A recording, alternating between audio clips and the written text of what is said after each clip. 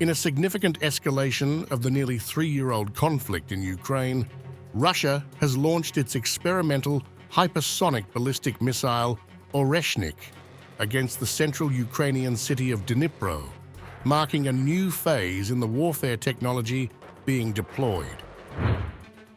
During a meeting with military officials, defense ministry officials in Moscow, Russian President Vladimir Putin lauded the strike. The attack on Dnipro, aimed at defense production facilities, represents the first confirmed combat use of the Oreshnik system. According to the analysis of objective control data, the tests were successful. I congratulate you on this. And as already said, we will continue tests including in combat, depending on the situation and the character of security threats created for Russia, especially since we have built a stockpile of such products and such systems ready for use. While the Oreshnik is classified as an intermediate-range missile, rather than an intercontinental ballistic missile, Putin emphasized its devastating potential. The Oreshnik missile system isn't simply an efficient hypersonic weapon.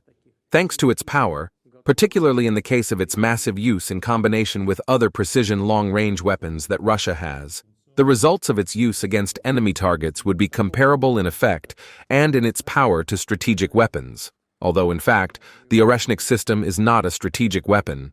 In any case, it is not an intercontinental ballistic missile. Putin also claimed that Russia is currently unmatched in possessing such technology, though he acknowledged that other nations are actively developing similar systems. No one in the world has such weapons yet, as we know, as you know.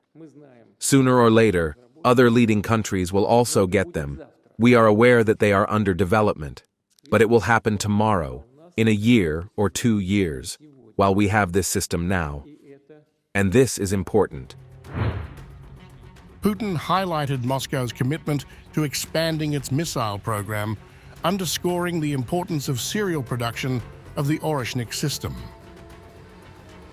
It is necessary to establish serial production. Let us assume that the decision on serial production of this system has been made. In fact, it is practically organized. Considering the special power of this weapon and its effect, it will be put into service in the strategic missile forces. In addition to the Oreshnik system, several similar systems are currently being developed in Russia for further testing. Based on the results of the testing, this weapon will also go into serial production. That is, we are developing a whole line of medium and shorter range systems. The deployment of the Oreshnik missile marks a significant turning point in the 33-month-old conflict, raising fears of a new arms race and heightened escalation. The introduction of such advanced weaponry could challenge Western nations to reconsider their military support for Ukraine and adjust their defensive strategies to counter emerging threats.